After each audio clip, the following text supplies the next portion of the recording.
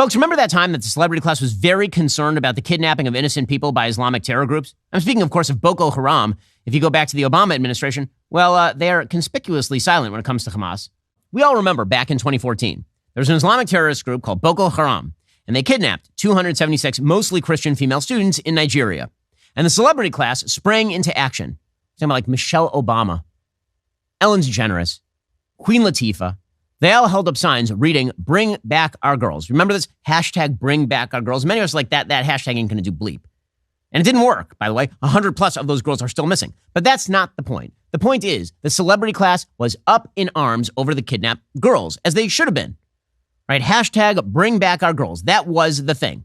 All the big celebs, all of them, universally. Question. Have we seen, look at this. Have we seen any of these same celebrities holding up "Bring back our baby" signs for Americans being held hostage in Gaza? Like actual Americans. And for all the talk of people about America first and this and that, I just like to point out there are currently dozens of Americans being held hostage by Hamas right now.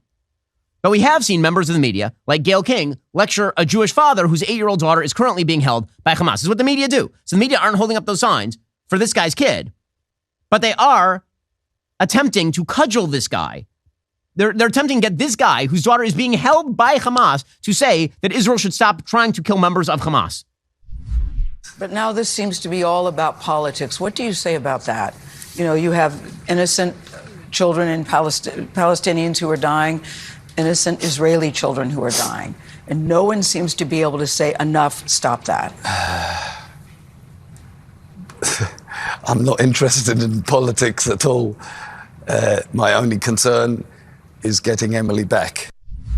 And this is insane. The media are literally trying to push a man whose daughter is being held hostage by a terrorist group into saying that Israel is doing the wrong thing by going after the terrorist group.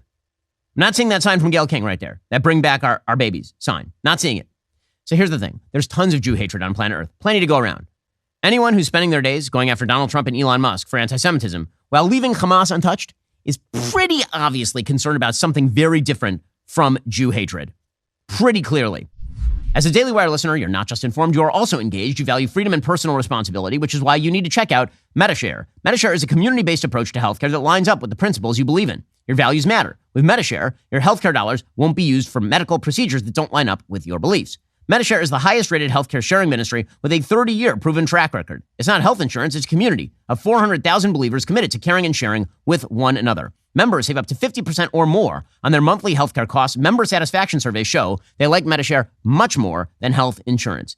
This is great because it's a cooperative way of you getting a better medical experience. For a limited time, Daily Wire listeners receive a $150 gift card when they join MediShare. To find out more, go to medishare.com/Ben. That's medishare.com/Ben. Terms and conditions do apply. Again, go check them out right now. medishare.com/Ben. The highest rated healthcare sharing ministry, 30-year proven track record. Get started with them today. It's a community of 400,000 believers who are committed to caring and sharing with one another. medishare.com/Ben to get started.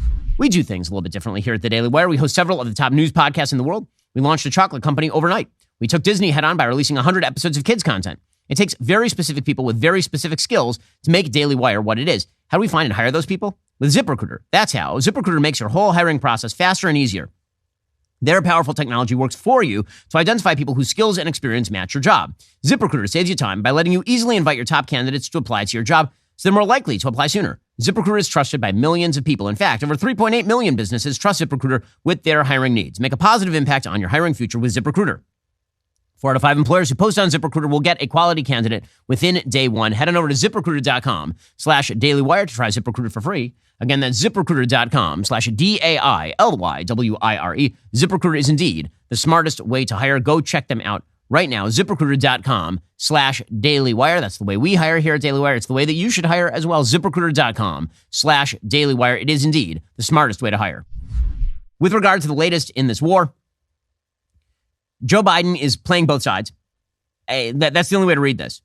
So Joe Biden just greenlit $10 billion being handed over to Iran.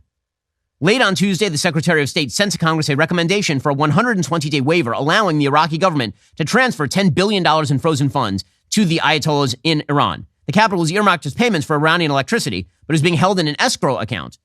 The administration says the waiver was necessary to preserve Iraq's electricity supplies, but that means that they're just going to use all that money for terrorism because that is what they are doing. So the United States has been under attack from terrorist militia groups throughout the Middle East, mostly controlled by Iran. On 56 occasions, U.S. positions in Iraq and Syria are now under attack from the Iranians. 59 U.S. service personnel have been injured in those strikes. And Joe Biden is signing waivers to transfer billions of dollars to the Iranian government, even as the Iranian government is weak.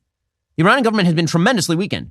There was a report yesterday out of Iran International English that actually the Iran supreme leader, Ali Khamenei, one of the Ayatollahs, he delivered a clear message to Hamas leader Ismail Haniyeh.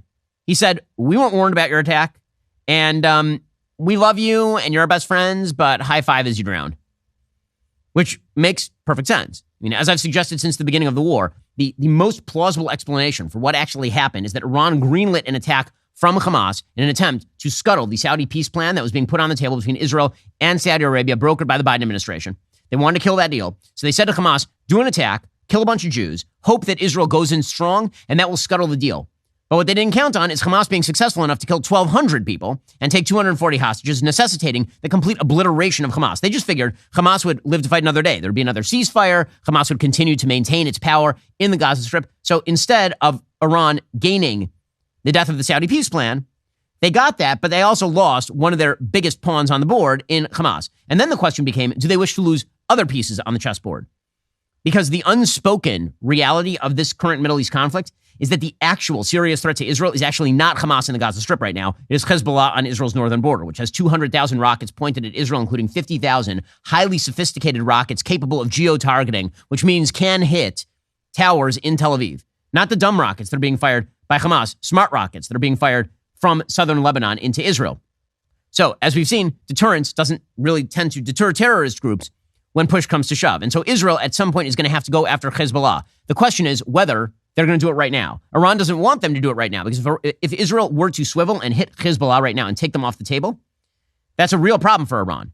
The forward operating base against Israel for Iran was Hamas in the south and Hezbollah in the north. Hamas has been taken off the table. If Israel takes Hezbollah off the table, Iran then has no projective capability in terms of actually being able to destroy Israel. They can certainly make trouble on the northern border. They can certainly create problems in Judea and Samaria, the so-called West Bank. They can certainly do all those things, but they don't have an existential threat on Israel's border if Israel takes out Hezbollah. So Iran basically is interested in containing this thing because they do not want Hezbollah to go down alongside Hamas. So as Iran is in a weakened position, it's very weird that the Biden administration continues to fund Iran. Like, what exactly is the theory there? That they're going to be nice if you give them money? That has not worked well in the past.